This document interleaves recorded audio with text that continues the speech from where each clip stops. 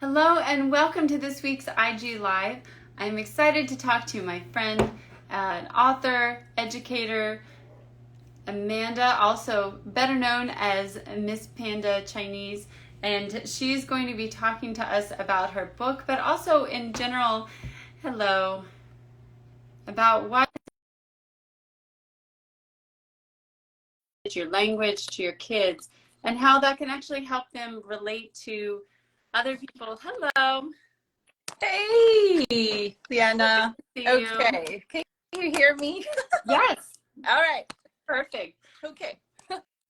How are you? Thank you for having me. Well, thank you for being here. And it's always so fun to get to talk with you. I was just showing your book again. But maybe for people that don't know you, could you just introduce yourself and tell us, how did you get to be so passionate about teaching Chinese? Okay. Hi, I'm Amanda, and a lot of people know me as Miss Panda. And that is because my last name, Hsiung, actually means bear, and Panda bear. So, well, that's a very brief introduction about me. And then how I get so excited about teaching Mandarin Chinese, our language. It's mainly it's because of my kids. And also I had a very interesting start for that. By accident, a friend invited me to teach because to substitute for Mandarin Sunday school, weekend school. Said, well, we really need somebody desperately. Would you like to come and help out? So I did. I think that first hour I was there was a bunch of American-born Chinese children. I learned so much. I never knew that one day I actually had to teach my own kids Mandarin Chinese. At that time, I was single. I didn't have kids, but I resonated with what the anxiety the parents have. I went in there. The kids look at me and said, oh, why are we here on a Saturday? I want to do baseball. That really helped me to see a lot of things, the struggles, the challenges, but at the same time, it was such a wonderful experience I had with these kids to help them to learn Mandarin Chinese as their heritage language. And that also helped me, to see when I'm on the journey with my own children. And now I'm wondering what I can do to help other parents and teachers on this journey. Well, one thing that has always struck me about you, and for those that don't know, I mean, of course you have your children's books, but you have so many other things. You have, let me see, you have podcasts. I can't remember. You have music, like albums, audio that's out. You've done so many different things, and you're so fun to follow on social media. You always have something on there. But something that really permeates everything you do is playfulness and joy. And why is that so important, especially when you're talking about teaching kids? Yeah. Would you like to play a game with me? Yes. So for example, if I'm going to try to do something fun, okay? Today actually is the Dragon Boat Festival, the Chinese Dragon Boat Festival. So a lot of people are doing different kind of celebration, and I am so happy we're having this conversation. In the meantime, it's almost like a celebrating culture together. Mm-hmm. So for example, if here, I'm going to throw you a ball. Catch it. Oh yeah. So this is a very simple play. This is something actually we can play. And can you throw it back to me? Wow, you're so good. All right. I think this is a little example about being playful. So if adults like to be playful and like to play with each other or play games, for example, I think the most important thing is you will see how kids love playing, because playing is actually learning for them.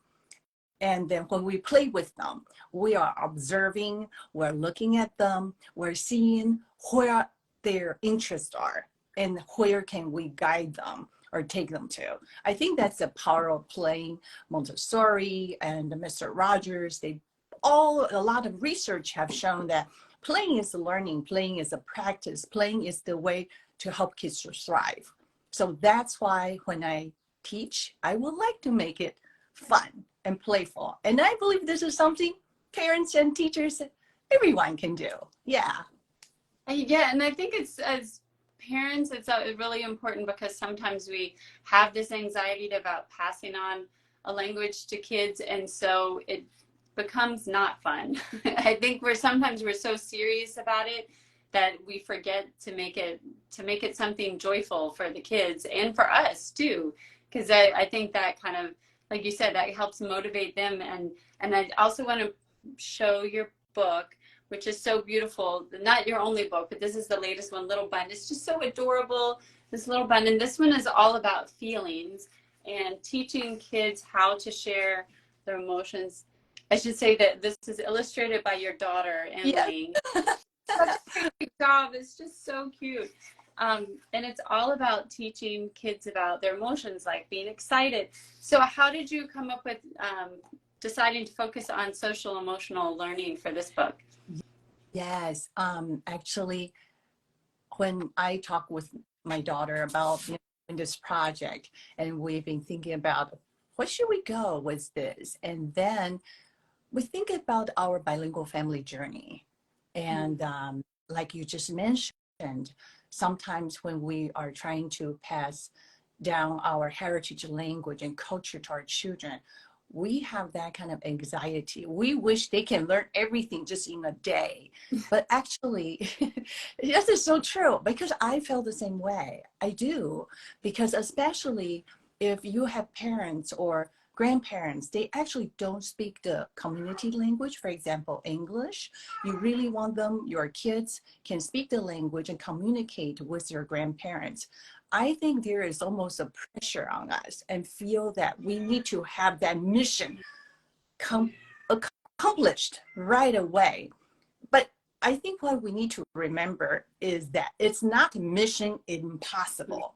It is mission possible, but it takes time because that is a journey, takes a lot of emotional labor. And that is something we all can feel. So when I did this book, my daughter and I, we think about, wow, she's actually going to college just in a few weeks. So we talk about our journey, doing this bilingual learning, having this bilingual family culture. So we decided, I think we want to talk about emotions because sometimes mom is not very cool and tell on me.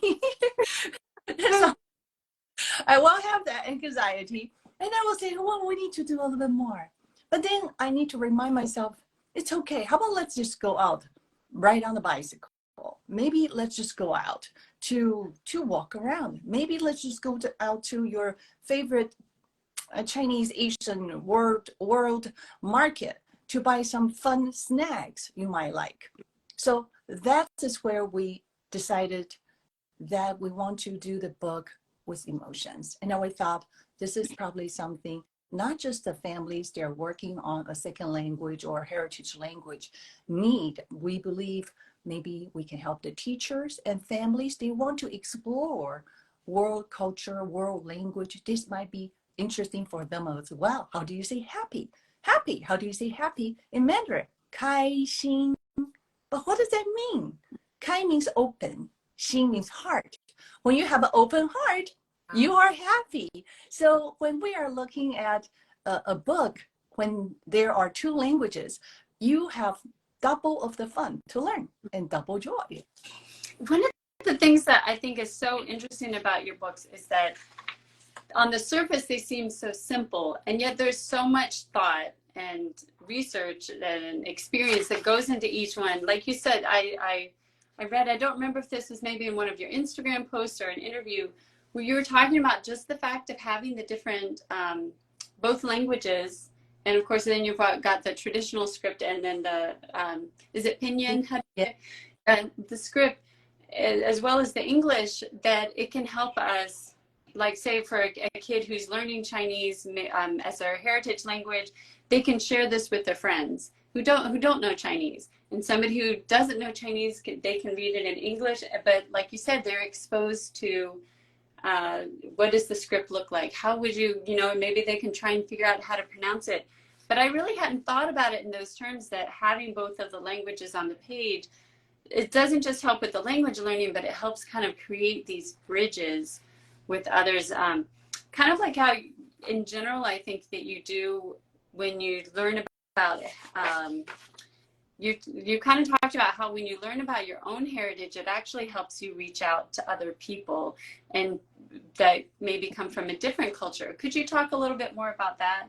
Especially, I know with this book, the example of food. Yes. I always think bilingual books are wonderful. And I know sometimes at the beginning, parents, we always think about, oh, nowadays something is important to immerse the kids in the language. Let's do the immersion program. Let's only see one language. Let's not look at the other one. Or when we do the program, language program, let's all focus on the target language. I think that's great. But I think there are different stages and different steps to going to that. So bilingual book can be something is to inspire curiosity. I think when kids, that's true, when kids are curious about something, just look at little kids, when they're so curious about, let's see, I will say something like in the toilet or the toilet paper. And you will see kids that keep open and close and open to close the lid, or they will pulling the toilet paper roll because they think it's so much fun. Or Kleenex box. I remember when my daughter was a few months old, one day she was so quiet. I was working. I was like, she was right next to me. I said, well, why? Suddenly she was not really talking or babbling with me. And then I realized she basically had a great time pulling out the whole thing out of the box. Curiosity. She was wondering, trying to figure out, how does this work? So curiosity is so important when we lead the kids or guide the kids or play with the kids. With a bilingual book, as you mentioned, you can see the pinyin, you can see the Chinese characters, you can see English. Their brain is probably having a workout. Like, wow, this is not really something I see at home on a cereal box, on my toys. This is something very different. They probably won't tell you, but this is something they're absorbing. And then one day they'll come to you and say, what is this? And you can go further. Or you can just, as you read to them, say, well, this is Chinese. This is a different language. So that's the beauty of providing the resources that kids can be curious about. It's probably not like an electronic toy. You push a button, something. They're still kind of fun. But when we read a book and touch a book, it's texture. You use your different five senses to learn. I think that is something quite important. And that is, I would like to let the kids see that there are different languages in the world. And I think the most important thing is your child, if they speak English and Chinese, they can share that with their friends. So now the book is not just for them. The book can be for everyone.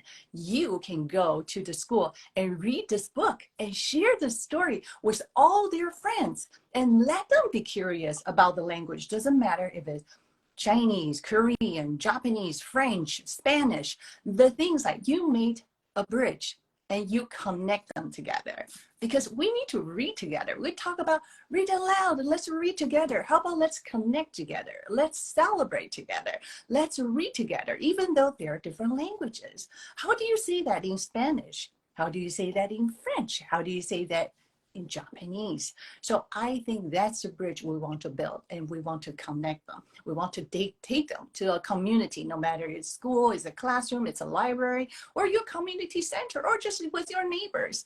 That's something we can do with bilingual books. And what a great way to build pride to that child who does take it to their classroom and want to share the book and expose their friends to the Chinese language. Then they must feel so proud getting to share it. And then also the subject, the little bun, which is based on can you say, is it bouncy? Yeah. I can't remember. Yeah. Remember, I'm going to do it. Great job. Super. Yes. 包子 buns. When you say 包子, most of the time the people with a Chinese background will say, oh, it's a steamed 包子. So these ones you see in the book is 包子 steamed buns, because these are my one of my kids' favorite foods whenever they visit Taiwan. So that is something very important. So to connect that with a book, it has a different kind of feeling, because when you enjoy food, you not just taste it, you have a feeling for it, and you probably think about where you usually have it. So I'm going to take a trip to Taiwan. My kids are already talking about, oh, we need to go to that restaurant because we want to eat the red bean paste sweet buns. They're excited about it. So now we understand that food is also a part of the culture. Culture is such a huge umbrella because it's language, it's food, it's the things we do, it's the behavior, it's history, it is how we respect each other. There's so many different levels. A lot of times we only see people talk about on the very surface level, but when we go down, you understand it's how my grandma makes this for me. And for me, it's a story about how my mother made these buns when I was younger, how I shared those with my neighbors and took my younger brother and younger sister went to the neighbors and said, would you like to try some? My mom just made them. Well, it's not just one-way street, because they also have made different things for us and came to share with us, because my family, my parents are originally from mainland China. So there are a lot of local Taiwanese food when I was younger, I was not really in connect with. But because my wonderful neighbors, they've been in that culture, the Taiwanese culture, for so long. So they would come say, would you like to try this? I was like, okay, a little bit different. And try these. These are so good. I learned so much culture and, of course, immersed in Taiwanese culture. And a lot of times the introduction, the initiative from my neighbors really helped me to understand more, because I was in a bubble. I was able to step out that bubble because they share food with me. Yeah, food is such a great way to have those kind of connections, isn't it? Because it's always so fun. And for kids too, that's a really easy way for them to experience another culture. But I just love how, I think sometimes people feel like when you're just focused on your culture and your heritage, that I think a lot of people have this idea that it closes you off from other people, but you're really showing that it's the opposite. If you're sharing it with other people, then like you said, it's a two-way street and they're sharing back with you. And I know you've used this book to talk to kids and say, this is based on one of my kids' favorite food. What is your favorite food? And what special food do you have in your family? And then everybody is sharing their own culture, but it comes out of that pride that they have in their own, and then so they feel comfortable sharing it. There's one thing I thought was so wonderful, was that when I lived in Hawaii, I had a chance to share the initiated global education program, especially for the Lunar New Year. And when I first started it, I went to the library, I got rejected. And then I went back again, I got rejected again. And then just by accident, I met another library staff, and she was so excited about it. And then so we did a small version of introducing the Lunar New Year with the children in the community. We wouldn't believe how many people came. And then I did it in the school. I think what really touched me was parents and grandparents from different cultural background came. And I think that time we had maybe over 100, 200 people came. And the grandparents came and then said, this is wonderful, because we eat this dumplings at home. My grandchild didn't want to try it, but now he wanted to, because he saw his classmates were like, this is delicious. So if we keep it at home, we cannot let the people know what we're having at home, all the delicious delicacy, the food that we have. We have to take it out. People can reject it, of course. Don't feel bad, because it's new to them. If you haven't tried something, I think we'll all be a little bit worried. I remember when somebody offered me scorpion while I was in Morocco. I was like, I don't know. I said, I'm not really very open to a lot of new food. I look at it, I say, we probably need to give me some time. So that something, being exposed to it is the first step. And then you look at it and say, wow, everybody's having a great time. It's so crunchy. It looks like chips. Maybe I should give it a try. So did you try it? Did you try the scorpion? No, I did a snail. I said, I'll try snail first. But that was actually delicious. Okay, so that was a good experience. Mm-hmm. So I believe next time when I'll offer that crunchy scorpion, I think I will give it a try. But at that time, I just think I was not ready. So it takes time. Really, Right? I don't think I would have been ready for that either. I can relate to that. I was thinking another event. Somebody offered me a rabbit. I really had a really hard time because for me, rabbit is, I know it's a delicacy, you know, in certain cultures. But for me, suddenly I froze because I was like, wow, I just thought about those little cute hopping bunny. And it takes a little bit of time, right? Then my Korean friend tried it. She said, it's actually like chicken. I said, I said, okay. So give me a few minutes. Let me just talk to myself first, and then I'll give it a try. So I think a lot of things we think is so common, so delicious. We need to have that in mind that others might not think so because it's so new to them. I always have the example, like think about babies. When we introduce a food to baby, do you remember when we have like a very young newborn babies, when they were like 5-7 months, we need to give them some solid food, only one thing at a time, only one thing at a time. Try this. And sometimes I'll see babies, the first time they try the carrot, they're like, oh, what is this? Or give them the pea, they were like, oh, you can see their expressions.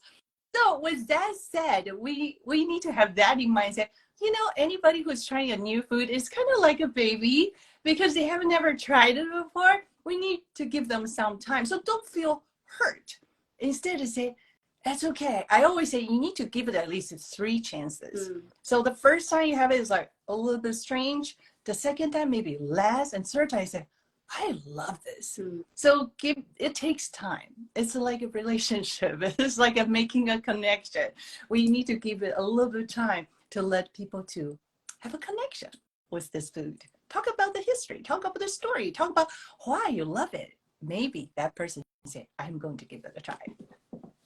I love it because that's good for us as adults to remember that about kids, because sometimes even when we're introducing a new food to our kids that to us is familiar and we already love, sometimes we're not so patient with them about it. So it's good to remember that there are foods that are new to us that we would not be as excited about trying. So, and that kind of leads into, I thought maybe we could end by talking about, you were so good at helping, I think, motivate bilingual families because it can be a really difficult journey, a kind of a long one, very, like you said, a lot of emotions. But I think this would apply to all families who are about learning and growing together. You talk about kind of creating this family culture of curiosity and learning and being open and empathetic. And so what advice would you have if we want to have that family culture where we're all growing and learning together? What advice would you give to families about that? Play together, eat together, explore things together. If you cannot go to the country, where the language is spoken, find the grocery store. go to the grocery store, look at all those things they have in the stores and see what are the things you are looking for, and talk to the manager. Hey, can you also, have these? Can you consider that? I think it's a joint effort to go to the library, say, hey, we really like this book. For example, Little Bun, or, The First Mandarin Sounds. Oh, those are my books, but there are so many.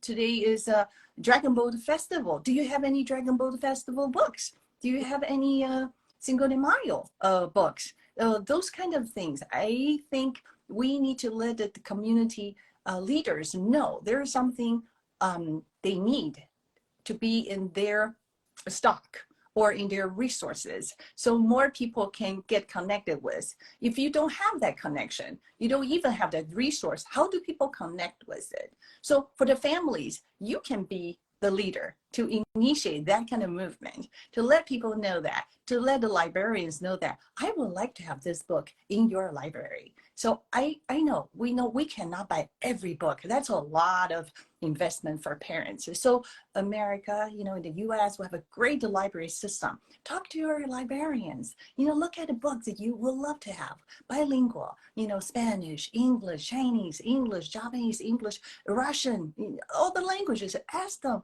can they have that in a little section? Open up a section for other people, not just a language learning. I think the important thing is that we need stories because stories connect. I want to end with this quote by the late educator Rita Pearson. I really like this quote. She said, "Every child deserves a champion, an adult who will never give up on them, who understands the power of connection and insists that they become the best that they can possibly be." I think that's a very powerful quote. You can watch her whole TED talk.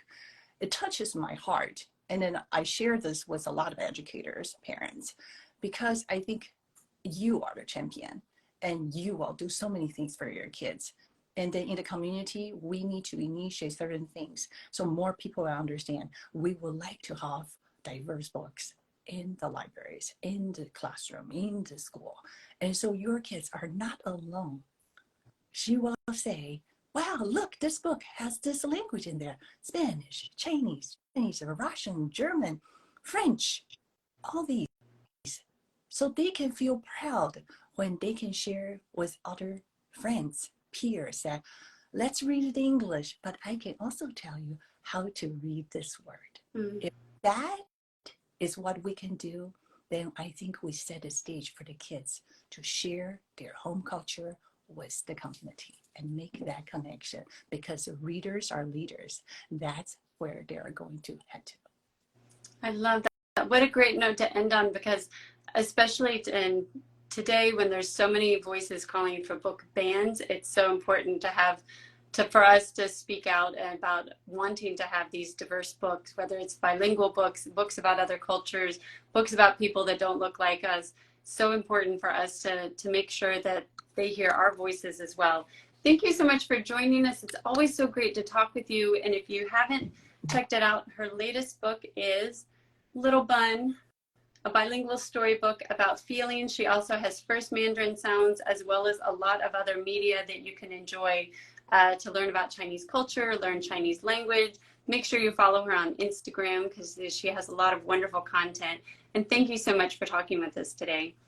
Thank you so much, Liana. It's my pleasure. Thank you. Thank you. Take care.